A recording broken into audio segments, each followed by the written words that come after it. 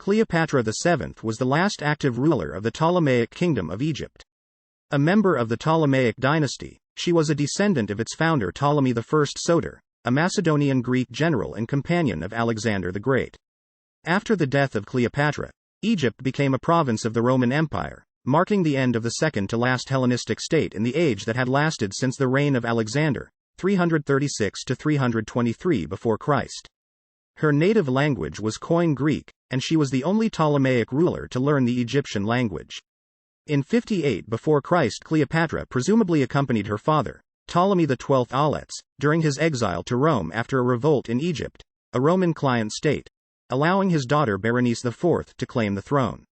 Berenice was killed in 55 before Christ when Ptolemy returned to Egypt with Roman military assistance.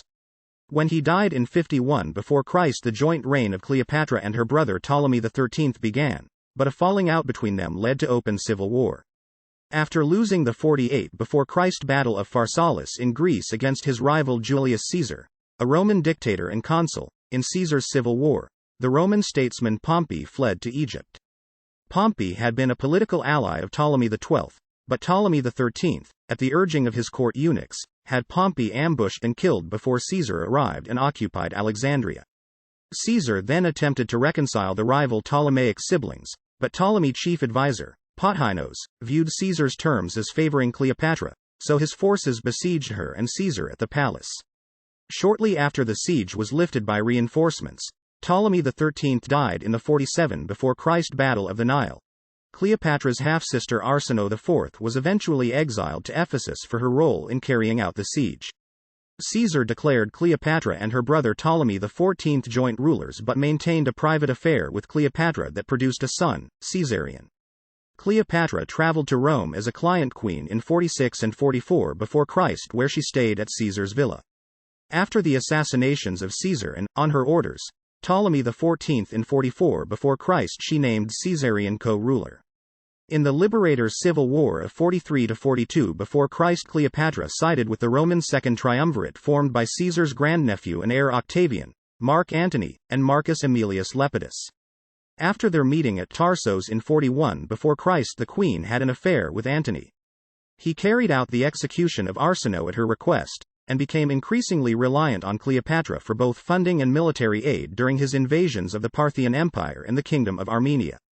The donations of Alexandria declared their children Alexander Helios, Cleopatra Selene II, and Ptolemy Philadelphus rulers over various erstwhile territories under Antony's triumviral authority. This event, their marriage, and Antony's divorce of Octavian's sister Octavia Minor led to the final war of the Roman Republic. Octavian engaged in a war of propaganda, forced Antony's allies in the Roman Senate to flee Rome in 32 before Christ and declared war on Cleopatra. After defeating Antony in Cleopatra's naval fleet at the 31 before Christ Battle of Actium, Octavian's forces invaded Egypt in 30 before Christ and defeated Antony, leading to Antony's suicide. When Cleopatra learned that Octavian planned to bring her to his Roman triumphal procession, she killed herself by poisoning, contrary to the popular belief that she was bitten by an asp. Cleopatra's legacy survives in ancient and modern works of art. Roman historiography and Latin poetry produced a generally critical view of the queen that pervaded later medieval and Renaissance literature. In the visual arts, her ancient depictions include Roman busts, paintings, and sculptures, cameo carvings and glass, Ptolemaic and Roman coinage, and reliefs. In Renaissance and Baroque art, she was the subject of many works including operas, paintings, poetry, sculptures, and theatrical dramas. She has become a pop culture icon of Egyptomania since the Victorian era, and in modern times, Cleopatra has appeared in the applied and fine arts, burlesque satire, Hollywood films, and brand images for commercial products. Etymology. The Latinized form Cleopatra comes from the ancient Greek Cleopatra, Cleopatra meaning, glory of her father, from kleos, glory, and pater, father. The masculine form would have been written either as Cleopatros, or Patroklos. Cleopatra was the name of Alexander the Great's sister, as well as Cleopatra Alcyone, wife of Meleager in Greek mythology. Through the marriage of Ptolemy V Epiphanes and Cleopatra I Syra, a Seleucid princess, the name entered the Ptolemaic dynasty.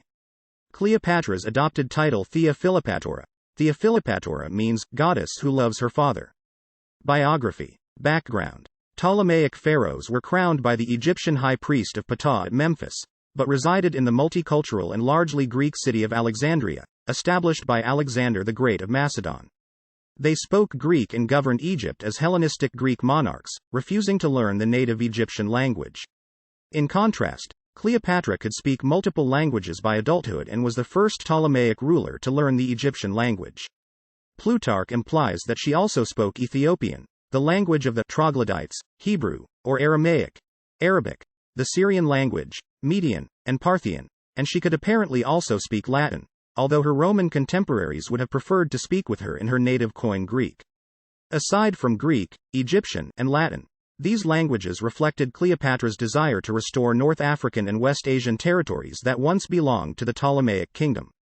Roman interventionism in Egypt predated the reign of Cleopatra. When Ptolemy IX Lathyrus died in late 81 before Christ, he was succeeded by his daughter Berenice III. However, with opposition building at the royal court against the idea of a sole reigning female monarch, Berenice III accepted joint rule in marriage with her cousin and stepson Ptolemy XI Alexander II, an arrangement made by the Roman dictator Sulla. Ptolemy XI had his wife killed shortly after their marriage in 80 before Christ but was lynched soon thereafter in the resulting riot over the assassination. Ptolemy XI, and perhaps his uncle Ptolemy IX or father Ptolemy X Alexander I, willed the Ptolemaic kingdom to Rome as collateral for loans, so that the Romans had legal grounds to take over Egypt, their client state, after the assassination of Ptolemy XI. The Romans chose instead to divide the Ptolemaic realm among the illegitimate sons of Ptolemy IX, bestowing Cyprus to Ptolemy of Cyprus and Egypt to Ptolemy XII Auletes. Early childhood. Cleopatra VII was born in early 69 before Christ to the ruling Ptolemaic pharaoh Ptolemy XII and an unknown mother, presumably Ptolemy XII's wife Cleopatra VI Tryphena, also known as Cleopatra V Tryphena, the mother of Cleopatra's older sister, Berenice IV Epiphania. Cleopatra Tryphena disappears from official records a few months after the birth of Cleopatra in 69 before Christ. The three younger children of Ptolemy XII, Cleopatra's sister Arsinoe IV and brothers Ptolemy XIII Theos Philopator and Ptolemy XIV, were born in the absence of his wife. Cleopatra's childhood tutor was Philostratos, from whom she learned the Greek arts of oration and philosophy. During her youth Cleopatra presumably studied at the Museum, including the Library of Alexandria. Reign and exile of Ptolemy XII. In 65 before Christ, the Roman censor Marcus Licinius Crassus argued before the Roman Senate that Rome should annex Ptolemaic Egypt, but his proposed bill and the similar bill of tribune Servilius Rullus in 63 before Christ were rejected.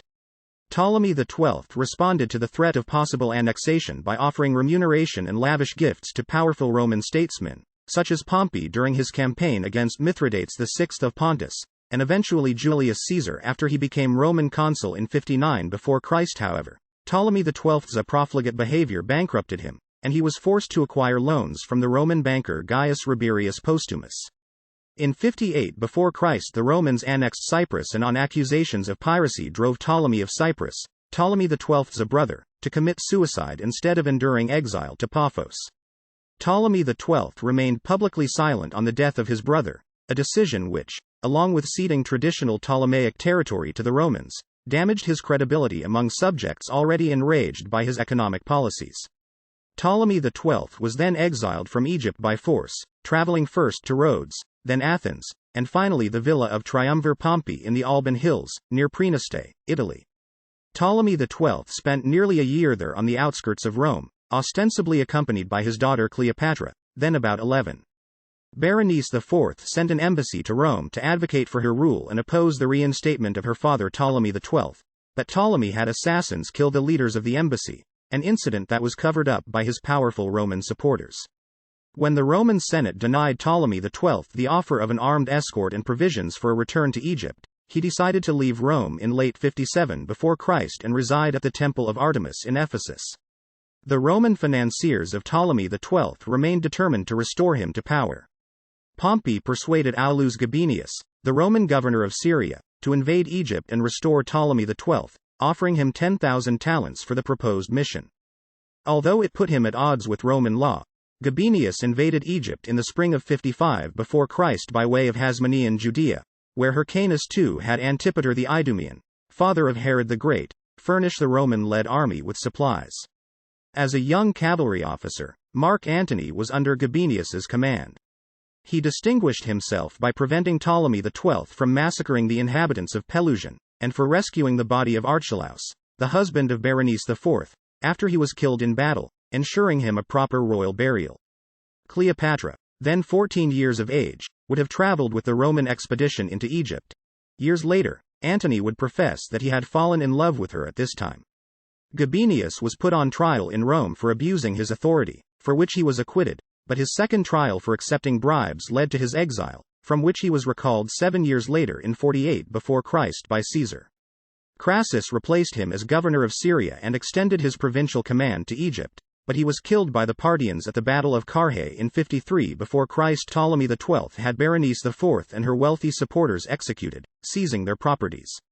He allowed Gabinius's largely Germanic and Gallic Roman garrison, the Gabiniani, to harass people in the streets of Alexandria and installed his longtime Roman financier Rabirius as his chief financial officer. Within a year, Rabirius was placed under protective custody and sent back to Rome after his life was endangered for draining Egypt of its resources. Despite these problems, Ptolemy XII created a will designating Cleopatra and Ptolemy XIII as his joint heirs, oversaw major construction projects such as the Temple of Edfu and a temple at Dendera, and stabilized the economy. On the 31st of May 52 before Christ, Cleopatra was made a regent of Ptolemy XII, as indicated by an inscription in the Temple of Hathor at Dendera. Rabirius was unable to collect the entirety of Ptolemy XII's debt by the time of the latter's death, and so it was passed on to his successors Cleopatra and Ptolemy XIII. Accession to the throne. Ptolemy XII died sometime before the 22nd of March 51 before Christ, when Cleopatra, in her first act as queen, began her voyage to Hermonthis, near Thebes, to install a new sacred Bacchus bull, worshipped as an intermediary for the god Montu in the ancient Egyptian religion. Cleopatra faced several pressing issues and emergencies shortly after taking the throne. These included famine caused by drought and a low level of the annual flooding of the Nile, and lawless behavior instigated by the Gabiniani, the now unemployed and assimilated Roman soldiers left by Gabinius to garrison Egypt. Inheriting her father's debts, Cleopatra also owed the Roman Republic 17.5 million drachmas. In 50 before Christ, Marcus Calpurnius Bibulus, proconsul of Syria, sent his 2 eldest sons to Egypt, most likely to negotiate with the Gabiniani and recruit them as soldiers in the desperate defense of Syria against the Parthians. However, the Gabiniani tortured and murdered these 2, perhaps with secret encouragement by rogue senior administrators in Cleopatra's court. Cleopatra sent the Gabiniani culprits to Bibulus as prisoners awaiting his judgment, but he sent them back to Cleopatra and chastised her for interfering in their adjudication, which was the prerogative of the Roman Senate. Bibulus, siding with Pompey in Caesar's civil war, failed to prevent Caesar from landing a naval fleet in Greece, which ultimately allowed Caesar to reach Egypt in pursuit of Pompey. By the 29th of August 51 before Christ, official documents started listing Cleopatra as the sole ruler, evidence that she had rejected her brother Ptolemy XIII as a co-ruler. She had probably married him, but there is no record of this. The Ptolemaic practice of sibling marriage was introduced by Ptolemy II and his sister Arsinoe II. A long-held royal Egyptian practice, it was loathed by contemporary Greeks. By the reign of Cleopatra, however, it was considered a normal arrangement for Ptolemaic rulers. Despite Cleopatra's rejection of him, Ptolemy XIII still retained powerful allies, notably the eunuch Pothinos, his childhood tutor, regent, and administrator of his properties. Others involved in the cabal against Cleopatra included Achilles, a prominent military commander, and Theodotus of Chios, another tutor of Ptolemy XIII.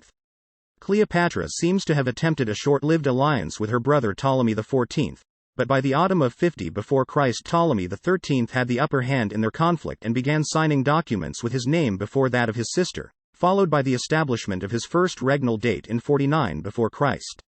Assassination of Pompey. In the summer of 49 before Christ, Cleopatra and her forces were still fighting against Ptolemy XIII within Alexandria when Pompey's son Gnaeus Pompeius arrived, seeking military aid on behalf of his father. After returning to Italy from the wars in Gaul and crossing the Rubicon in January of 49 before Christ, Caesar had forced Pompey and his supporters to flee to Greece. In perhaps their last joint decree, both Cleopatra and Ptolemy XIII agreed to Gnaeus Pompeius's request and sent his father 60 ships and 500 troops, including the Gabiniani, a move that helped erase some of the debt owed to Rome. Losing the fight against her brother, Cleopatra was then forced to flee Alexandria and withdraw to the region of Thebes. By the spring of 48 before Christ, Cleopatra had traveled to Roman Syria with her younger sister, Arsinoe IV, to gather an invasion force that would head to Egypt. She returned with an army, but her advance to Alexandria was blocked by her brother's forces, including some Gabiniani mobilized to fight against her, so she camped outside Pelusium in the eastern Nile Delta. In Greece, Caesar and Pompey's forces engaged each other at the decisive Battle of Pharsalus on 9 August 48 before Christ, leading to the destruction of most of Pompey's army and his forced flight to Tyre, Lebanon. Given his close relationship with the Ptolemies, Pompey ultimately decided that Egypt would be his place of refuge, where he could replenish his forces. Ptolemy XIII's advisors, however, feared the idea of Pompey using Egypt as his base in a protracted Roman civil war. In a scheme devised by Theodotus, Pompey arrived by ship near Pelusium after being invited by a written message, only to be ambushed and stabbed to death on 28 September 48 before Christ. Ptolemy XIII believed he had demonstrated his power and simultaneously diffused the situation by having Pompey's head, severed and embalmed, sent to Caesar, who arrived in Alexandria by early October and took up residence at the royal palace. Caesar expressed grief and outrage over the killing of Pompey and called on both Ptolemy XIII and Cleopatra to disband their forces and reconcile with each other. Relationship with Julius Caesar. Ptolemy XIII arrived at Alexandria at the head of his army, in clear defiance of Caesar's demand that he disband and leave his army before his arrival. Cleopatra initially sent emissaries to Caesar, but upon allegedly hearing that Caesar was inclined to having affairs with royal women, she came to Alexandria to see him personally. Historian Cassius Dio records that she did so without informing her brother, dressed in an attractive manner, and charmed Caesar with her wit. Plutarch provides an entirely different and perhaps mythical account that alleges she was bound inside a bedsack to be smuggled into the palace to meet Caesar.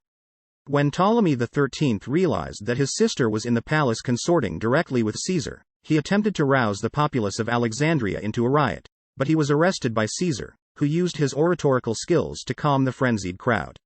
Caesar then brought Cleopatra and Ptolemy XIII before the Assembly of Alexandria, where Caesar revealed the written will of Ptolemy XII, previously possessed by Pompey, naming Cleopatra and Ptolemy XIII as his joint heirs.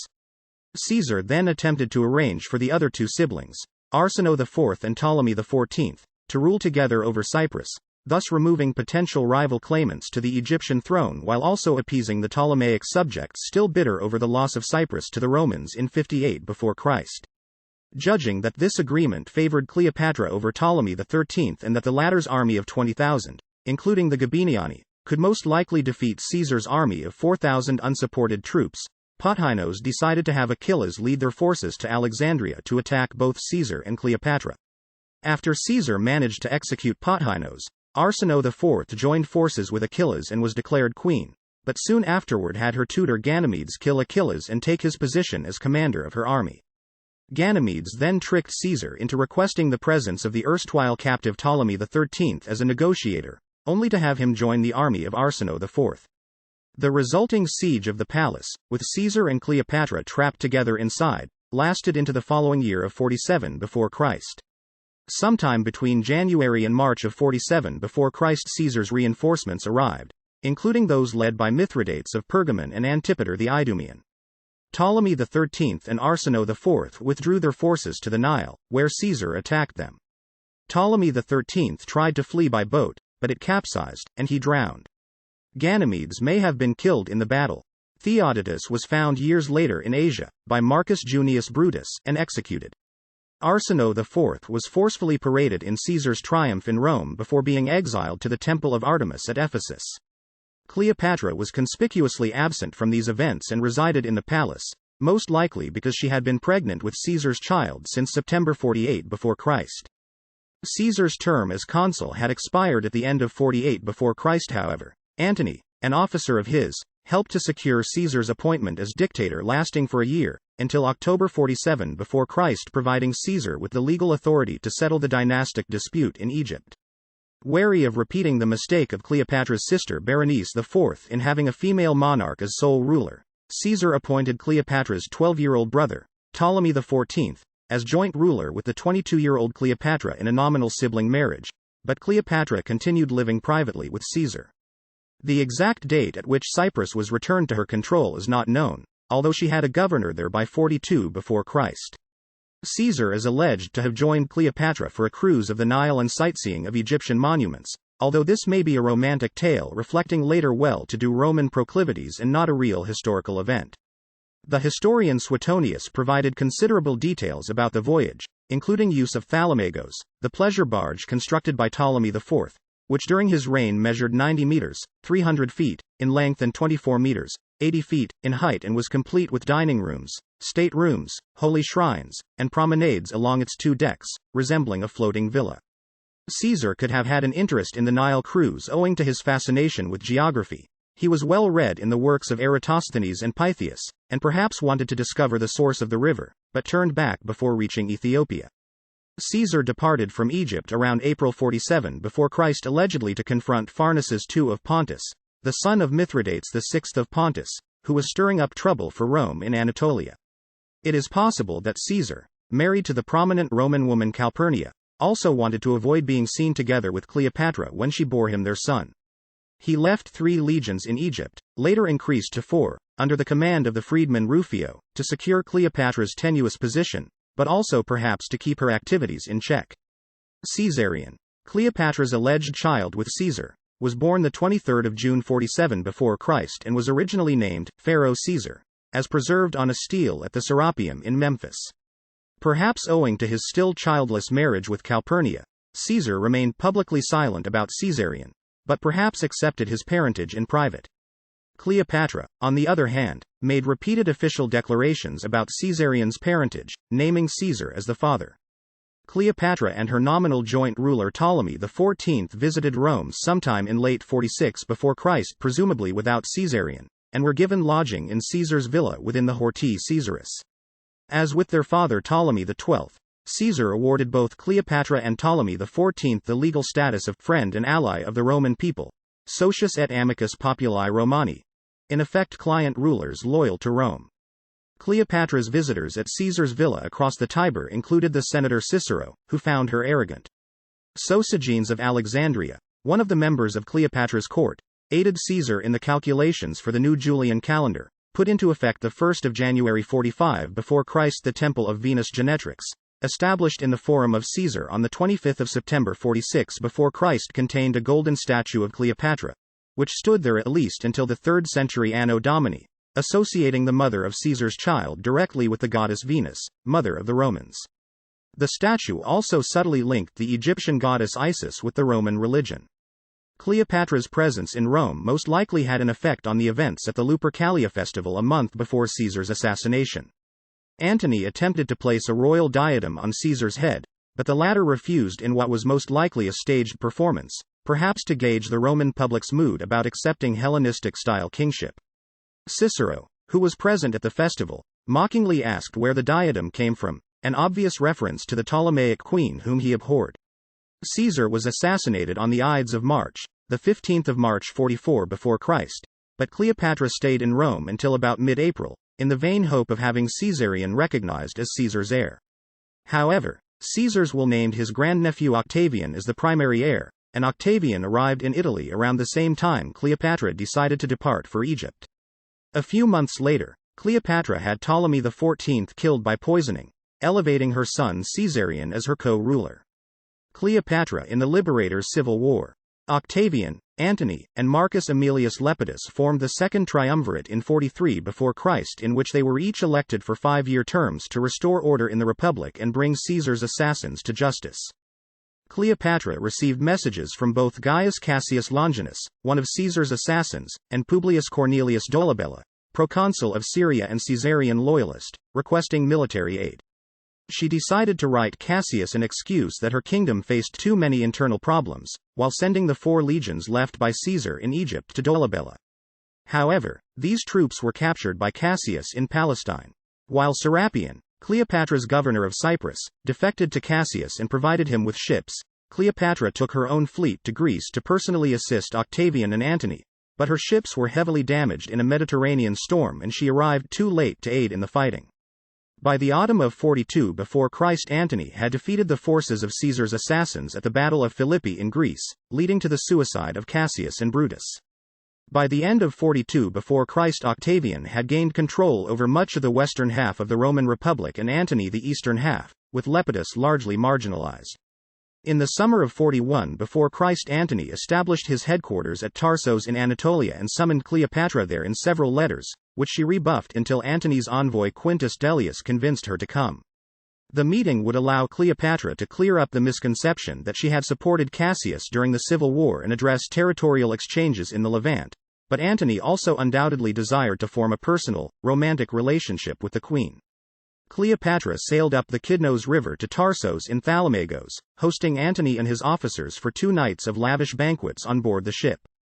Cleopatra managed to clear her name as a supposed supporter of Cassius, arguing she had really attempted to help Dolabella in Syria, and convinced Antony to have her exiled sister, Arsinoe IV, executed at Ephesus.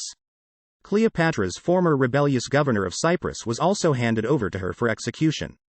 Relationship with Mark Antony. Cleopatra invited Antony to come to Egypt before departing from Tarsos, which led Antony to visit Alexandria by November 41 before Christ. Antony was well received by the populace of Alexandria, both for his heroic actions in restoring Ptolemy XII to power and coming to Egypt without an occupation force like Caesar had done.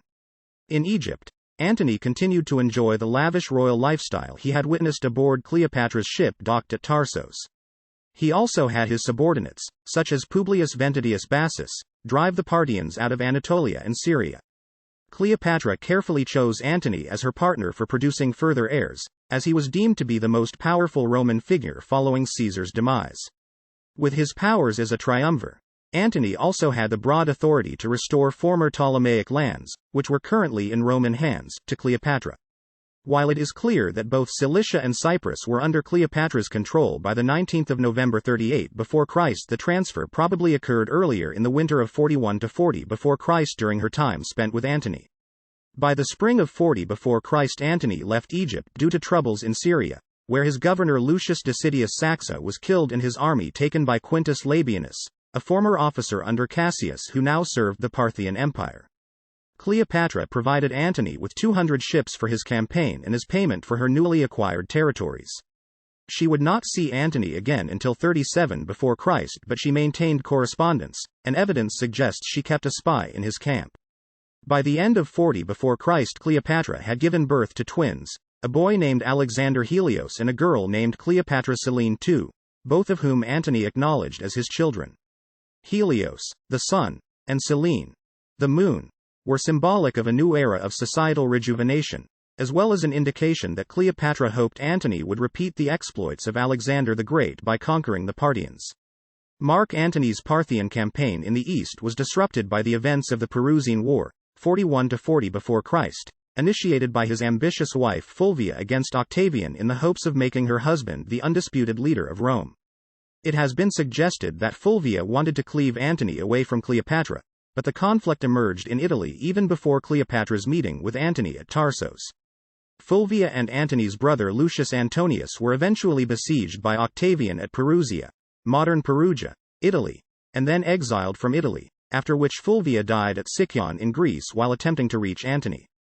Her sudden death led to a reconciliation of Octavian and Antony at Brundisium in Italy in September 40 before Christ. Although the agreement struck at Brundisium solidified Antony's control of the Roman Republic's territories east of the Ionian Sea, it also stipulated that he concede Italia, Hispania, and Gaul, and marry Octavian's sister Octavia the Younger, a potential rival for Cleopatra. In December 40 before Christ, Cleopatra received Herod in Alexandria as an unexpected guest and refugee who fled a turbulent situation in Judea. Herod had been installed as a tetrarch there by Antony, but he was soon at odds with Antigonus II Mattathias of the long-established Hasmonean dynasty. The latter had imprisoned Herod's brother and fellow tetrarch Phasael, who was executed while Herod was fleeing toward Cleopatra's court. Cleopatra attempted to provide him with a military assignment, but Herod declined and traveled to Rome, where the triumvirs Octavian and Antony named him king of Judea. This act put Herod on a collision course with Cleopatra, who would desire to reclaim the former Ptolemaic territories that comprised his new Herodian kingdom. Relations between Antony and Cleopatra perhaps soured when he not only married Octavia, but also sired her two children, Antonia the Elder in 39 before Christ and Antonia Minor in 36 before Christ, and moved his headquarters to Athens. However, Cleopatra's position in Egypt was secure. Her rival Herod was occupied with civil war in Judea that required heavy Roman military assistance, but received none from Cleopatra. Since the authority of Antony and Octavian as triumvirs had expired on 1 January 37 before Christ, Octavia arranged for a meeting at Tarentum, where the triumvirate was officially extended to 33 before Christ, with 2 legions granted by Octavian and 1,000 soldiers lent by Octavia. Antony traveled to Antioch, where he made preparations for war against the Parthians. Antony summoned Cleopatra to Antioch to discuss pressing issues, such as Herod's kingdom and financial support for his Parthian campaign. Cleopatra brought her now 3-year-old twins to Antioch, where Antony saw them for the first time and where they probably first received their surnames Helios and Selene as part of Antony and Cleopatra's ambitious plans for the future. In order to stabilize the East, Antony not only enlarged Cleopatra's domain, he also established new ruling dynasties and client rulers who would be loyal to him, yet would ultimately outlast him. In this arrangement, Cleopatra gained significant former Ptolemaic territories in the Levant, including nearly all of Phoenicia minus Tyre and Sidon, which remained in Roman hands. She also received Ptolemy Acco, modern Acre, Israel, a city that was established by Ptolemy II. Given her ancestral relations with the Seleucids, she was granted the region of Coele Syria along the upper Orontes River. She was even given the region surrounding Jericho in Palestine, but she leased this territory back to Herod. At the expense of the Nabatean king Malichus I, a cousin of Herod, Cleopatra was also given a portion of the Nabatean kingdom around the Gulf of Aqaba on the Red Sea, including Ilana, modern Aqaba, Jordan. To the west, Cleopatra was handed Cyrene along the Libyan coast, as well as Atanas and Aulis in Roman Crete. Although still administered by Roman officials, these territories nevertheless enriched her kingdom and led her to declare the inauguration of a new era by double dating her coinage in 36 before Christ. Antony's enlargement of the Ptolemaic realm by relinquishing directly controlled Roman territory was exploited by his rival Octavian, who tapped into the public sentiment in Rome against the empowerment of a foreign queen at the expense of their republic. Octavian, fostering the narrative that Antony was neglecting his virtuous Roman wife Octavia, granted both her and Livia, his own wife, extraordinary privileges of sacrosanctity. Some 50 years before, Cornelia Africana, daughter of Scipio Africanus, had been the first living Roman woman to have a statue dedicated to her. She was now followed by Octavia and Livia, whose statues were most likely erected in the Forum of Caesar to rival that of Cleopatra's, erected by Caesar. In 36 before Christ, Cleopatra accompanied Antony to the Euphrates in his journey toward invading the Parthian Empire. She then returned to Egypt, perhaps due to her advanced state of pregnancy. By the summer of 36 before Christ, she had given birth to Ptolemy Philadelphus, her second son with Antony. Antony's Parthian campaign in 36 before Christ turned into a complete debacle for a number of reasons, in particular the betrayal of Artavastus II of Armenia, who defected to the Parthian side. After losing some 30,000 men, more than Crassus at Carrhae, an indignity he had hoped to avenge, Antony finally arrived at Leucocome near Berytus, modern Beirut, Lebanon, in December, engaged in heavy drinking before Cleopatra arrived to provide funds and clothing for his battered troops. Antony desired to avoid the risks involved in returning to Rome, and so he traveled with Cleopatra back to Alexandria to see his newborn son. Donations of Alexandria. As Antony prepared for another Parthian expedition in 35 before Christ, this time aimed at their ally Armenia, Octavia traveled to Athens with 2,000 troops in alleged support of Antony, but most likely in a scheme devised by Octavian to embarrass him for his military losses. Antony received these troops but told Octavia not to stray east of Athens as he and Cleopatra traveled together to Antioch, only to suddenly and inexplicably abandon the military campaign and head back to Alexandria. When Octavia returned to Rome, Octavian portrayed his sister as a victim wronged by Antony, although she refused to leave Antony's household. Octavian's confidence grew as he eliminated his rivals in the west, including Sextus Pompeius and even Lepidus, the third member of the triumvirate, who was placed under house arrest after revolting against Octavian in Sicily. Dellius was sent as Antony's envoy to Artavastus II in 34 before Christ to negotiate a potential marriage alliance that would wed the Armenian king's daughter to Alexander Helios, the son of Antony and Cleopatra.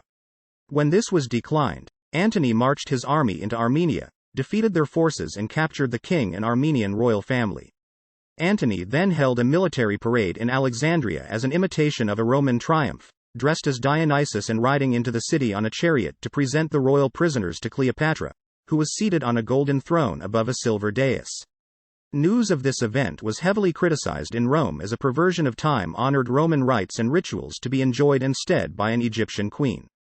In an event held at the Gymnasium soon after the triumph, Cleopatra dressed as Isis and declared that she was the Queen of Kings with her son Caesarion, King of Kings, while Alexander Helios was declared King of Armenia, Media, and Parthia, and 2-year-old Ptolemy Philadelphos was declared King of Syria and Cilicia. Cleopatra Selene too was bestowed with Crete and Cyrene. Antony and Cleopatra may have been wed during this ceremony. Antony sent a report to Rome requesting ratification of these territorial claims, now known as the Donations of Alexandria. Octavian wanted to publicize it for propaganda purposes, but the two consuls, both supporters of Antony, had it censored from public view. In late 34 before Christ, Antony and Octavian engaged in a heated war of propaganda that would last for years. Antony claimed that his rival had illegally deposed Lepidus from their triumvirate and barred him from raising troops in Italy, while Octavian accused Antony of unlawfully detaining the king of Armenia, marrying Cleopatra despite still being married to his sister Octavia, and wrongfully claiming Caesarion as the heir of Caesar instead of Octavian. The litany of accusations and gossip associated with this propaganda war have shaped the popular perceptions about Cleopatra from Augustan period literature through to various media in modern times.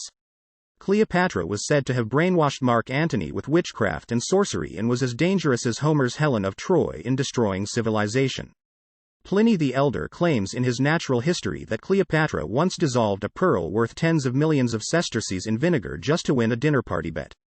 The accusation that Antony had stolen books from the Library of Pergamum to restock the Library of Alexandria later turned out to be an admitted fabrication by Gaius Calvisius Sabinus. A papyrus document dated to February 33 before Christ, later used to wrap a mummy, contains the signature of Cleopatra, probably written by an official authorized to sign for her. It concerns certain tax exemptions in Egypt granted to either Quintus Caecilius or Publius Canidius Crassus, a former Roman consul and Antony's confidant who would command his land forces at Actium. A subscript in a different handwriting at the bottom of the papyrus reads, "Make it happen," or, "So be it," ancient Greek. Ginestoi ginestoi. This is likely the autograph of the queen, as it was Ptolemaic practice to countersign documents to avoid forgery. Battle of Actium. In a speech to the Roman Senate on the first day of his consulship on the 1st of January 33 before Christ, Octavian accused Antony of attempting to subvert Roman freedoms and territorial integrity as a slave to his oriental queen. Before Antony and Octavian's joint imperium expired on the 31st of December 33 before Christ, Antony declared Caesarion as the true heir of Caesar in an attempt to undermine Octavian. In 32 before Christ, the Antonian loyalists Gaius Sosius and Gnaeus Domitius Ahenobarbus became consuls. The former gave a fiery speech condemning Octavian, now a private citizen without public office, and introduced pieces of legislation against him. During the next senatorial session, Octavian entered the Senate House with armed guards and levied his own accusations against the consuls. Intimidated by this act, the consuls and over 200 senators still in support of Antony fled Rome the next day to join the side of Antony. Antony and Cleopatra traveled together to Ephesus in 32 before Christ, where she provided him with 200 of the 800 naval ships he was able to acquire. Ahenobarbus, wary of having Octavian's propaganda confirmed to the public, attempted to persuade Antony to have Cleopatra excluded from the campaign against Octavian. Publius Canidius Crassus made the counter-argument that Cleopatra was funding the war effort and was a competent monarch. Cleopatra refused Antony's requests that she return to Egypt, judging that by blocking Octavian in Greece she could more easily defend Egypt. Cleopatra's insistence that she be involved in the battle for Greece led to the defections of prominent Romans, such as Ahenobarbus and Lucius Munatius Plancus. During the spring of 32 before Christ, Antony and Cleopatra traveled to Athens, where she persuaded Antony to send Octavia an official declaration of divorce. This encouraged Plancus to advise Octavian that he should seize Antony's will, invested with the Vestal Virgins. Although a violation of sacred and legal rights, Octavian forcefully acquired the document from the Temple of Vesta, and it became a useful tool in the propaganda war against Antony and Cleopatra. Octavian highlighted parts of the will, such as Caesarion being named heir to Caesar, that the donations of Alexandria were legal, that Antony should be buried alongside Cleopatra in Egypt instead of Rome, and that Alexandria would be made the new capital of the Roman Republic. In a show of loyalty to Rome, Octavian decided to begin construction of his own mausoleum at the Campus Martius. Octavian's legal standing was also improved by being elected consul in 31 before Christ with Antony's will made public. Octavian had his casus belli, and Rome declared war on Cleopatra, not Antony. The legal argument for war was based less on Cleopatra's territorial acquisitions, with former Roman territories ruled by her children with Antony, and more on the fact that she was providing military support to a private citizen now that Antony's triumviral authority had expired. Antony and Cleopatra had a larger fleet than Octavian, but the crews of Antony and Cleopatra's navy were not all well trained, some of them perhaps from merchant vessels, whereas Octavian had a fully professional force. Antony wanted to cross the Adriatic Sea and blockade Octavian at either Tarentum or Brundisium, but Cleopatra, concerned primarily with defending Egypt, overrode the decision to attack Italy directly. Antony and Cleopatra set up their winter headquarters at Patrae in Greece, and by the spring of 31 before Christ they had moved to Actium, on the southern side of the Ambracian Gulf. Cleopatra and Antony had the support of various allied kings, but Cleopatra had already been in conflict with Herod, and an earthquake in Judea provided him with an excuse to be absent from the campaign. They also lost the support of Malichus I, which would prove to have strategic consequences. Antony and Cleopatra lost several skirmishes against Octavian around Actium during the summer of 31 before Christ, while defections to Octavian's camp continued, including Antony's longtime companion Dellius and the allied kings Amyntas of Galatia and Deietaros of Paphlagonia. While some in Antony's camp suggested abandoning the naval conflict to retreat inland, Cleopatra urged for a naval confrontation, to keep Octavian's fleet away from Egypt. On the 2nd of September 31 before Christ, the naval forces of Octavian, led by Marcus Vipsanius Agrippa, met those of Antony and Cleopatra at the Battle of Actium. Cleopatra, aboard her flagship, the Antonias, commanded 60 ships at the mouth of the Ambracian Gulf, at the rear of the fleet, in what was likely a move by Antony's officers to marginalize her during the battle. Antony had ordered that their ships should have sails on board for a better chance to pursue or flee from the enemy, which Cleopatra, ever concerned about defending Egypt, used to swiftly move through the area of major combat in a strategic withdrawal to the Peloponnese. Burstein writes that partisan Roman writers would later accuse Cleopatra of cowardly deserting Antony, but their original intention of keeping their sails on board may have been to break the blockade and salvage as much of their fleet as possible. Antony followed Cleopatra and boarded her ship, identified by its distinctive purple sails, as the two escaped the battle and headed for Tainaron. Antony reportedly avoided Cleopatra during this 3-day voyage, until her ladies-in-waiting at Tainaron urged him to speak with her. The Battle of Actium raged on without Cleopatra and Antony until the morning of the 3rd of September, and was followed by massive defections of officers, troops, and allied kings to Octavian's side. Downfall and death. While Octavian occupied Athens, Antony and Cleopatra landed at Paratonion in Egypt. The couple then went their separate ways, Antony to Cyrene to raise more troops and Cleopatra to the harbor at Alexandria in an attempt to mislead the oppositional party and portray the activities in Greece as a victory. She was afraid that news about the outcome of the Battle of Actium would lead to a rebellion. It is uncertain whether or not, at this time, she actually executed Artavastus II and sent his head to his rival, Artavastus I of Media Atropatene, in an attempt to strike an alliance with him. Lucius Pinarius, Mark Antony's appointed governor of Cyrene, received word that Octavian had won the Battle of Actium before Antony's messengers could arrive at his court. Pinarius had these messengers executed and then defected to Octavian's side, surrendering to him the 4 legions under his command that Antony desired to obtain. Antony nearly committed suicide after hearing news of this but was stopped by his staff officers. In Alexandria he built a reclusive cottage on the island of Pharos that he nicknamed the Timonion, after the philosopher Timon of Athens, who was famous for his cynicism and misanthropy. Herod, who had personally advised Antony after the Battle of Actium that he should betray Cleopatra, traveled to Rhodes to meet Octavian and resign his kingship out of loyalty to Antony. Octavian was impressed by his speech and sense of loyalty, so he allowed him to maintain his position in Judea, further isolating Antony and Cleopatra. Cleopatra perhaps started to view Antony as a liability by the late summer of 31 before Christ when she prepared to leave Egypt to her son Caesarion. Cleopatra planned to relinquish her throne to him, take her fleet from the Mediterranean into the Red Sea, and then set sail to a foreign port, perhaps in India, where she could spend time recuperating. However, these plans were ultimately abandoned when Malichus I, as advised by Octavian's governor of Syria, Quintus Didius, managed to burn Cleopatra's fleet in revenge for his losses in a war with Herod that Cleopatra had largely initiated. Cleopatra had no other option but to stay in Egypt and negotiate with Octavian. Although most likely later pro-Octavian propaganda, it was reported that at this time Cleopatra started testing the strengths of various poisons on prisoners and even her own servants. Cleopatra had Caesarion enter into the ranks of the Ephebi, which, along with reliefs on a stele from Koptos dated the 21st of September 31 before Christ, demonstrated that Cleopatra was now grooming her son to become the sole ruler of Egypt. In a show of solidarity, Antony also had Marcus Antonius Antyllus, his son with Fulvia, enter the Ephebi at the same time.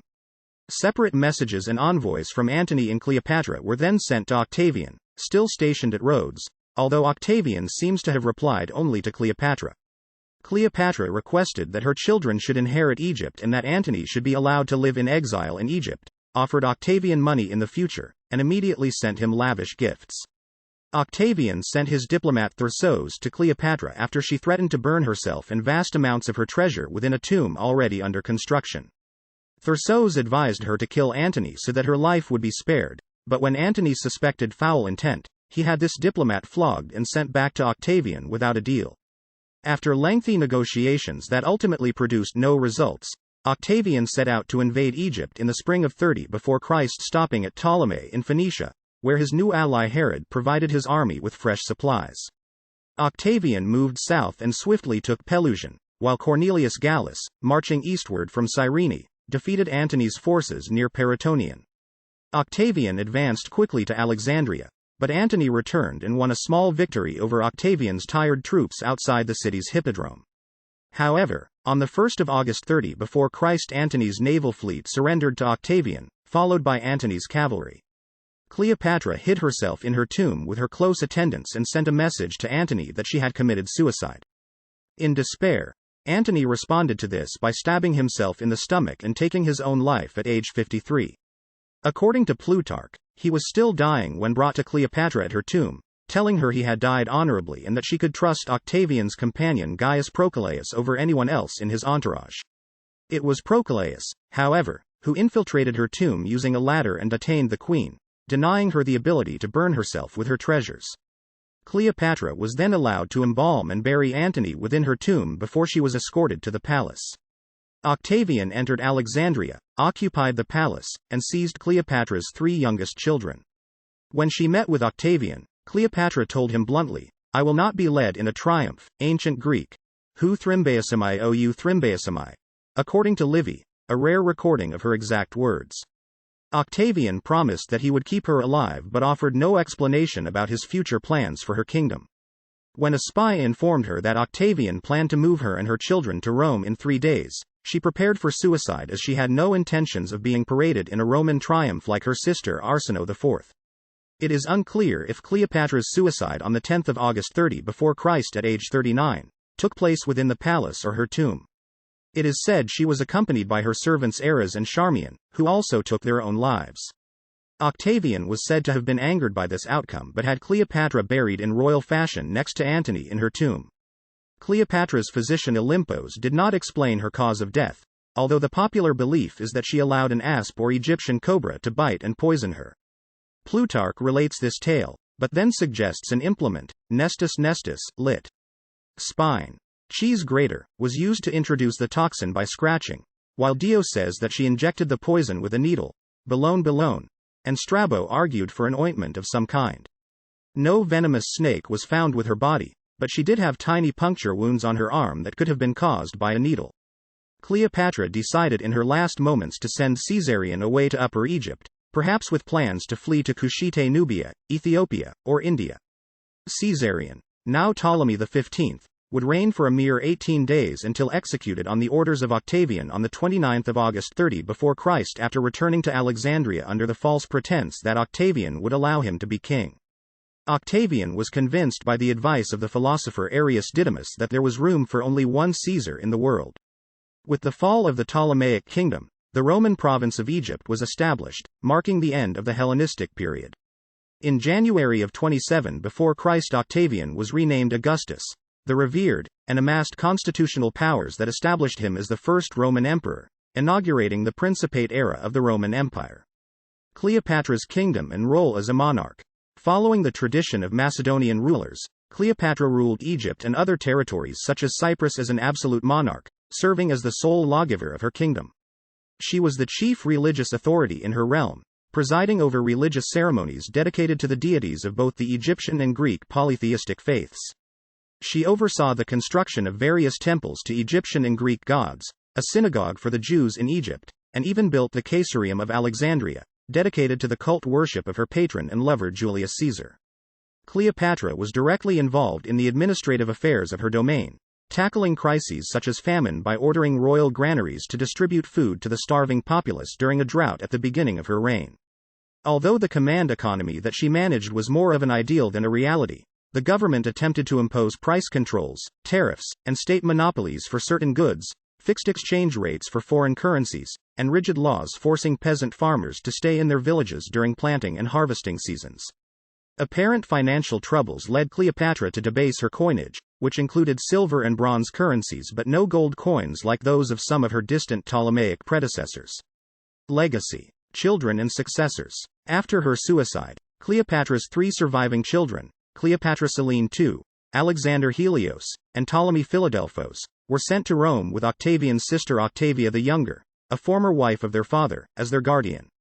Cleopatra Selene II and Alexander Helios were present in the Roman triumph of Octavian in 29 before Christ. The fates of Alexander Helios and Ptolemy Philadelphus are unknown after this point. Octavia arranged the betrothal of Cleopatra Selene II to Juba II, son of Juba I, whose North African kingdom of Numidia had been turned into a Roman province in 46 before Christ by Julius Caesar due to Juba I's support of Pompey. The Emperor Augustus installed Juba II and Cleopatra Selene II, after their wedding in 25 before Christ, as the new rulers of Mauritania, where they transformed the old Carthaginian city of Iol into their new capital, renamed Caesarea Mauritaniae, modern Seychelles, Algeria. Cleopatra Selene II imported many important scholars, artists, and advisors from her mother's royal court in Alexandria to serve her in Caesarea, now permeated in Hellenistic Greek culture. She also named her son Ptolemy of Mauritania, in honor of their Ptolemaic dynastic heritage. Cleopatra Selene II died around 5 before Christ, and when Juba II died in 23/24 Anno Domini, he was succeeded by his son Ptolemy. However, Ptolemy was eventually executed by the Roman Emperor Caligula in 40 Anno Domini, perhaps under the pretense that Ptolemy had unlawfully minted his own royal coinage and utilized regalia reserved for the Roman emperor. Ptolemy of Mauritania was the last known monarch of the Ptolemaic dynasty, although Queen Zenobia, of the short-lived Palmyrene Empire during the crisis of the 3rd century, would claim descent from Cleopatra. A cult dedicated to Cleopatra still existed as late as 373 Anno Domini, when Pithesenuf, an Egyptian scribe of the Book of Isis, explained that he overlaid the figure of Cleopatra with gold. Roman literature and historiography. Although almost 50 ancient works of Roman historiography mention Cleopatra, these often include only terse accounts of the Battle of Actium, her suicide, and Augustan propaganda about her personal deficiencies. Despite not being a biography of Cleopatra, the life of Antonius written by Plutarch in the 1st century Anno Domini provides the most thorough surviving account of Cleopatra's life. Plutarch lived a century after Cleopatra but relied on primary sources, such as Philotas of Amphissa, who had access to the Ptolemaic royal palace, Cleopatra's personal physician named Olympos, and Quintus Dellius, a close confidant of Mark Antony and Cleopatra. Plutarch's work included both the Augustan view of Cleopatra, which became canonical for his period, as well as sources outside of this tradition, such as eyewitness reports. The Jewish Roman historian Josephus, writing in the 1st century Anno Domini, provides valuable information on the life of Cleopatra via her diplomatic relationship with Herod the Great. However, this work relies largely on Herod's memoirs and the biased account of Nicolaus of Damascus, the tutor of Cleopatra's children in Alexandria before he moved to Judea to serve as an advisor and chronicler at Herod's court. The Roman history published by the official and historian Cassius Dio in the early 3rd century Anno Domini, while failing to fully comprehend the complexities of the late Hellenistic world, nevertheless provides a continuous history of the era of Cleopatra's reign. Cleopatra is barely mentioned in De Bello Alexandrino, the memoirs of an unknown staff officer who served under Caesar. The writings of Cicero, who knew her personally, provide an unflattering portrait of Cleopatra. The Augustan period authors Virgil, Horace, Propertius, and Ovid perpetuated the negative views of Cleopatra approved by the ruling Roman regime, although Virgil established the idea of Cleopatra as a figure of romance and epic melodrama. Horace also viewed Cleopatra's suicide as a positive choice, an idea that found acceptance by the late Middle Ages with Geoffrey Chaucer. The historians Strabo, Velleius, Valerius Maximus, Pliny the Elder, and Appian, while not offering accounts as full as Plutarch, Josephus, or Dio, provided some details of her life that had not survived in other historical records. Inscriptions on contemporary Ptolemaic coinage and some Egyptian papyrus documents demonstrate Cleopatra's point of view, but this material is very limited in comparison to Roman literary works. The fragmentary Libica commissioned by Cleopatra's son-in-law Juba II provides a glimpse at a possible body of historiographic material that supported Cleopatra's perspective. Cleopatra's gender has perhaps led to her depiction as a minor if not insignificant figure in ancient, medieval, and even modern historiography about ancient Egypt and the Greco-Roman world. For instance, the historian Ronald Syme asserted that she was of little importance to Caesar and that the propaganda of Octavian magnified her importance to an excessive degree. Although the common view of Cleopatra was one of a prolific seductress, she had only two known sexual partners, Caesar and Antony, the two most prominent Romans of the time period, who were most likely to ensure the survival of her dynasty. Plutarch described Cleopatra as having had a stronger personality and charming wit than physical beauty. Cultural depictions. Depictions in ancient art. Statues. Cleopatra was depicted in various ancient works of art, in the Egyptian as well as Hellenistic Greek and Roman styles. Surviving works include statues, busts, reliefs, and minted coins, as well as ancient carved cameos, such as one depicting Cleopatra and Antony in Hellenistic style, now in the Altes Museum, Berlin. Contemporary images of Cleopatra were produced both in and outside of Ptolemaic Egypt. For instance, a large gilded bronze statue of Cleopatra once existed inside the Temple of Venus Genetrix in Rome, the first time that a living person had their statue placed next to that of a deity in a Roman temple. It was erected there by Caesar and remained in the temple at least until the 3rd century Anno Domini, its preservation perhaps owing to Caesar's patronage, although Augustus did not remove or destroy artworks in Alexandria depicting Cleopatra. In regards to surviving Roman statuary, a life-sized Roman-style statue of Cleopatra was found near the Tomba di Neron, Rome, along the Via Cassia and is now housed in the Museo Pio Clementino, part of the Vatican Museums. Plutarch, in his Life of Antonius, claimed that the public statues of Antony were torn down by Augustus, but those of Cleopatra were preserved following her death thanks to her friend Archibius paying the emperor 2,000 talents to dissuade him from destroying hers. Since the 1950s, scholars have debated whether or not the Esquiline Venus, discovered in 1874 on the Esquiline Hill in Rome and housed in the Palazzo dei Conservatori of the Capitoline Museums, is a depiction of Cleopatra, based on the statue's hairstyle and facial features, apparent royal diadem worn over the head, and the uraeus Egyptian cobra wrapped around the base. Detractors of this theory argue that the face in this statue is thinner than the face on the Berlin portrait and assert that it was unlikely she would be depicted as the naked goddess Venus, or the Greek Aphrodite. However, she was depicted in an Egyptian statue as the goddess Isis, while some of her coinage depicts her as Venus Aphrodite. She also dressed as Aphrodite when meeting Antony at Tarsos. The Esquiline Venus is generally thought to be a mid-1st century Anno Domini Roman copy of a 1st century before Christ Greek original from the school of Positos. Coinage portraits. Surviving coinage of Cleopatra's reign includes specimens from every regnal year, from 51 to 30 before Christ. Cleopatra, the only Ptolemaic queen to issue coins on her own behalf, almost certainly inspired her partner Caesar to become the first living Roman to present his portrait on his own coins. Cleopatra was also the first foreign queen to have her image appear on Roman currency. Coins dated to the period of her marriage to Antony, which also bear his image, portray the queen as having a very similar aquiline nose and prominent chin as that of her husband. These similar facial features followed an artistic convention that represented the mutually observed harmony of a royal couple. Her strong, almost masculine facial features in these particular coins are strikingly different from the smoother, softer, and perhaps idealized sculpted images of her in either the Egyptian or Hellenistic styles.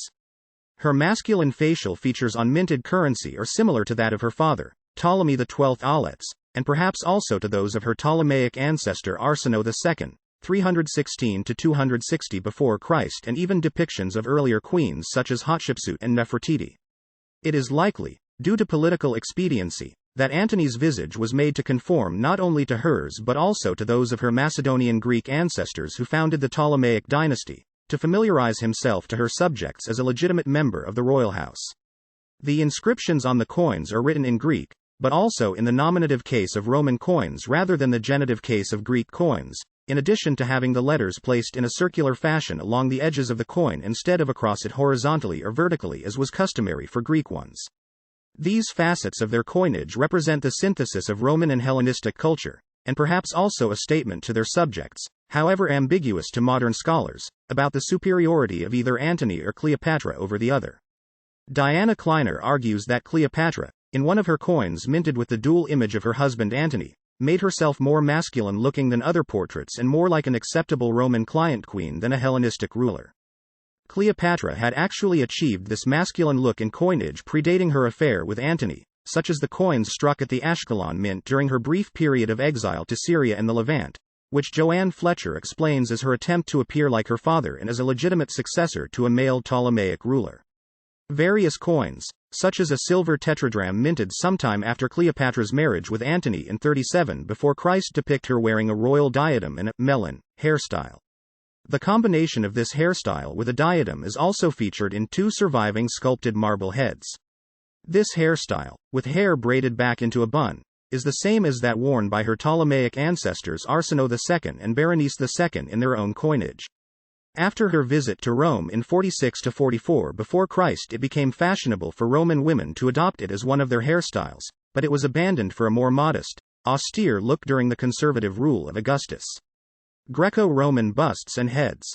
Of the surviving Greco-Roman style busts and heads of Cleopatra, the sculpture known as the Berlin Cleopatra, located in the Antikensammlung Berlin collection at the Altes Museum, possesses her full nose, whereas the head known as the Vatican Cleopatra, located in the Vatican Museums, is damaged with a missing nose. Both the Berlin Cleopatra and Vatican Cleopatra have royal diadems, similar facial features, and perhaps once resembled the face of her bronze statue housed in the Temple of Venus Genetrix. Both heads are dated to the mid-1st century before Christ and were found in Roman villas along the Via Appia in Italy, the Vatican Cleopatra having been unearthed in the Villa of the Quintilii. Francisco Peña Polo writes that Cleopatra's coinage present her image with certainty and asserts that the sculpted portrait of the Berlin head is confirmed as having a similar profile with her hair pulled back into a bun, a diadem, and a hooked nose. A third sculpted portrait of Cleopatra accepted by scholars as being authentic survives at the Archaeological Museum of Cherchell, Algeria. This portrait features the royal diadem and similar facial features as the Berlin and Vatican heads, but has a more unique hairstyle and may actually depict Cleopatra Selene II, daughter of Cleopatra. A possible Parian marble sculpture of Cleopatra wearing a vulture headdress in Egyptian style is located at the Capitoline Museums.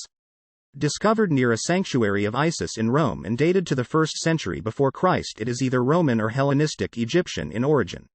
Other possible sculpted depictions of Cleopatra include one in the British Museum, London, made of limestone, which perhaps only depicts a woman in her entourage during her trip to Rome. The woman in this portrait has facial features similar to others, including the pronounced aquiline nose, but lacks a royal diadem and sports a different hairstyle. However, the British Museum head, once belonging to a full statue, could potentially represent Cleopatra at a different stage in her life and may also betray an effort by Cleopatra to discard the use of royal insignia, i.e. the diadem, to make herself more appealing to the citizens of Republican Rome. Dwayne W. Roller speculates that the British Museum head, along with those in the Egyptian Museum, Cairo, the Capitoline Museums, and in the private collection of Maurice Naumann, while having similar facial features and hairstyles as the Berlin portrait but lacking a royal diadem, most likely represent members of the royal court or even Roman women imitating Cleopatra's popular hairstyle. Paintings. In the house of Marcus Fabius Rufus at Pompeii, Italy, a mid-1st century before Christ second-style wall painting of the goddess Venus holding a cupid near massive temple doors is most likely a depiction of Cleopatra as Venus Genetrix with her son Caesarion. The commission of the painting most likely coincides with the erection of the Temple of Venus Genetrix in the Forum of Caesar in September 46 before Christ, where Caesar had a gilded statue erected depicting Cleopatra. This statue likely formed the basis of her depictions in both sculpted art as well as this painting at Pompeii. The woman in the painting wears a royal diadem over her head and is strikingly similar in appearance to the Vatican Cleopatra, which bears possible marks on the marble of its left cheek where a Cupid's arm may have been torn off. The room with the painting was walled off by its owner, perhaps in reaction to the execution of Caesarion in 30 before Christ by order of Octavian, when public depictions of Cleopatra's son would have been unfavorable with the new Roman regime. Behind her golden diadem, crowned with a red jewel, is a translucent veil with crinkles that suggest the melon hairstyle favored by the queen. Her ivory white skin, round face, long aquiline nose, and large round eyes were features common in both Roman and Ptolemaic depictions of deities. Roller affirms that, there seems little doubt that this is a depiction of Cleopatra and Caesarion before the doors of the Temple of Venus in the Forum Julium and, as such, it becomes the only extant contemporary painting of the queen.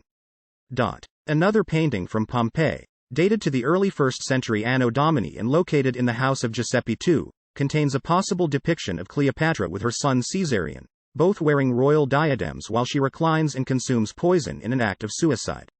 The painting was originally thought to depict the Carthaginian noblewoman Sophonisba, who toward the end of the Second Punic War, 218–201 before Christ, drank poison and committed suicide at the behest of her lover Massinissa, king of Numidia. Arguments in favor of it depicting Cleopatra include the strong connection of her house with that of the Numidian royal family, Massinissa and Ptolemy VIII Physcon having been associates, and Cleopatra's own daughter marrying the Numidian prince Juba II. Sophonisba was also a more obscure figure when the painting was made, while Cleopatra's suicide was far more famous. An asp is absent from the painting, but many Romans held the view that she received poison in another manner than a venomous snakebite. A set of double doors on the rear wall of the painting, positioned very high above the people in it, suggests the described layout of Cleopatra's tomb in Alexandria. A male servant holds the mouth of an artificial Egyptian crocodile, possibly an elaborate tray handle, while another man standing by is dressed as a Roman. In 1818 a now lost encaustic painting was discovered in the Temple of Serapis at Hadrian's Villa, near Tivoli, Lazio, Italy, that depicted Cleopatra committing suicide with an asp biting her bare chest. A chemical analysis performed in 1822 confirmed that the medium for the painting was composed of 1/3 wax and 2/3 resin. The thickness of the painting over Cleopatra's bare flesh and her drapery were reportedly similar to the paintings of the Fayum mummy portraits. A steel engraving published by John Sartain in 1885 depicting the painting as described in the archaeological report shows Cleopatra wearing authentic clothing and jewelry of Egypt in the late Hellenistic period, as well as the radiant crown of the Ptolemaic rulers, as seen in their portraits on various coins minted during their respective reigns. After Cleopatra's suicide, Octavian commissioned a painting to be made depicting her being bitten by a snake, parading this image in her stead during his triumphal procession in Rome. The portrait painting of Cleopatra's death was perhaps among the great number of artworks and treasures taken from Rome by Emperor Hadrian to decorate his private villa, where it was found in an Egyptian temple. A Roman panel painting from Herculaneum, Italy, dated to the 1st century Anno Domini possibly depicts Cleopatra. In it she wears a royal diadem, red or reddish-brown hair pulled back into a bun, pearl-studded hairpins, and earrings with ball-shaped pendants, the white skin of her face and neck set against a stark black background. Her hair and facial features are similar to those in the sculpted Berlin and Vatican portraits as well as her coinage. A highly similar painted bust of a woman with a blue headband in the House of the Orchard at Pompeii features Egyptian-style imagery, such as a Greek-style sphinx, and may have been created by the same artist. Portland vase. The Portland vase, a Roman cameo glass vase dated to the Augustan period and now in the British Museum, includes a possible depiction of Cleopatra with Antony. In this interpretation, Cleopatra can be seen grasping Antony and drawing him toward her while a serpent, i.e. the asp, rises between her legs, Eros floats above, and Anton, the alleged ancestor of the Antonian family, looks on in despair as his descendant Antony is led to his doom. The other side of the vase perhaps contains a scene of Octavia, abandoned by her husband Antony but watched over by her brother, the Emperor Augustus. The vase would thus have been created no earlier than 35 before Christ when Antony sent his wife Octavia back to Italy and stayed with Cleopatra in Alexandria. Native Egyptian art. The bust of Cleopatra in the Royal Ontario Museum represents a bust of Cleopatra in the Egyptian style. Dated to the mid-1st century before Christ, it is perhaps the earliest depiction of Cleopatra as both a goddess and ruling pharaoh of Egypt. The sculpture also has pronounced eyes that share similarities with Roman copies of Ptolemaic sculpted works of art. The Dendera Temple Complex, near Dendera, Egypt, contains Egyptian-style carved relief images along the exterior walls of the Temple of Hathor depicting Cleopatra and her young son Caesarion as a grown adult and ruling pharaoh making offerings to the gods. Augustus had his name inscribed there following the death of Cleopatra. A large Ptolemaic black basalt statue measuring 104 centimeters, 41 in height, now in the Hermitage Museum, St. Petersburg, is thought to represent Arsinoe II, wife of Ptolemy II, but recent analysis has indicated that it could depict her descendant Cleopatra due to the 3 uraei adorning her headdress, an increase from the 2 used by Arsinoe II to symbolize her rule over Lower and Upper Egypt. The woman in the basalt statue also holds a divided, double cornucopia, which can be seen on coins of both Arsinoe II and Cleopatra. In his Cleopatra und die Caesarin, Bernard Andrea contends that this basalt statue, like other idealized Egyptian portraits of the queen, does not contain realistic facial features and hence adds little to the knowledge of her appearance. Adrian Goldsworthy writes that, despite these representations in the traditional Egyptian style, Cleopatra would have dressed as a native only, perhaps for certain rites, and instead would usually dress as a Greek monarch, which would include the Greek headband seen in her Greco-Roman busts. Medieval and early modern reception. In modern times, Cleopatra has become an icon of popular culture, a reputation shaped by theatrical representations dating back to the Renaissance as well as paintings and films. This material largely surpasses the scope and size of existent historiographic literature about her from classical antiquity and has made a greater impact on the general public's view of Cleopatra than the latter. The 14th-century English poet Geoffrey Chaucer, in The Legend of Good Women, contextualized Cleopatra for the Christian world of the Middle Ages. His depiction of Cleopatra and Antony, her shining knight engaged in courtly love, has been interpreted in modern times as being either playful or misogynistic satire. However, Chaucer highlighted Cleopatra's relationships with only 2 men as hardly the life of a seductress and wrote his works partly in reaction to the negative depiction of Cleopatra in De Mulieribus Claris and De Casibus Virorum Illustrium, Latin works by the 14th-century Italian poet Giovanni Boccaccio. The Renaissance humanist Bernardino Cacciante, in his 1504 libretto Apologetico della Donna, was the first Italian to defend the reputation of Cleopatra and criticize the perceived moralizing and misogyny in Boccaccio's works. Works of Islamic historiography written in Arabic covered the reign of Cleopatra, such as the 10th-century Meadows of Gold by al-Masudi, although his work erroneously claimed that Octavian died soon after Cleopatra's suicide. Cleopatra appeared in miniatures for illuminated manuscripts, such as a depiction of her and Antony lying in a Gothic-style tomb by the Boucicaut master in 1409. In the visual arts, the sculpted depiction of Cleopatra as a freestanding nude figure committing suicide began with the 16th-century sculptors Bartolomeo Bandinelli and Alessandro Vittoria. Early prints depicting Cleopatra include designs by the Renaissance artists Raphael and Michelangelo, as well as 15th-century woodcuts in illustrated editions of Boccaccio's works. In the performing arts, the death of Elizabeth I of England in 1603, and the German publication in 1606 of alleged letters of Cleopatra, inspired Samuel Daniel to alter and republish his 1594 play Cleopatra in 1607. He was followed by William Shakespeare, whose Antony and Cleopatra, largely based on Plutarch, was first performed in 1608 and provided a somewhat salacious view of Cleopatra in stark contrast to England's own Virgin Queen. Cleopatra was also featured in operas, such as George Frideric Handel's 1724 Giulio Cesare in Agito, which portrayed the love affair of Caesar and Cleopatra. Domenico Cimarosa wrote Cleopatra on a similar subject in 1789. Modern depictions and brand imaging.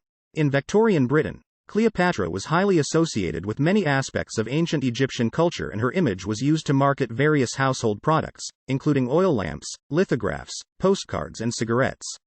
Fictional novels such as H. Rider Haggard's Cleopatra and Théophile Gautier's One of Cleopatra's Knights depicted the queen as a sensual and mystic Easterner, while the Egyptologist Georg Ebers's Cleopatra was more grounded in historical accuracy.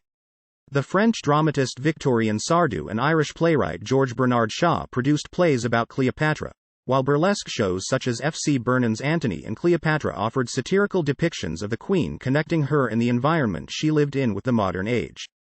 Shakespeare's Antony and Cleopatra was considered canonical by the Victorian era. Its popularity led to the perception that the 1885 painting by Lawrence Alma Tadema depicted the meeting of Antony and Cleopatra on her pleasure barge in Tarsus, although Alma Tadema revealed in a private letter that it depicts a subsequent meeting of theirs in Alexandria.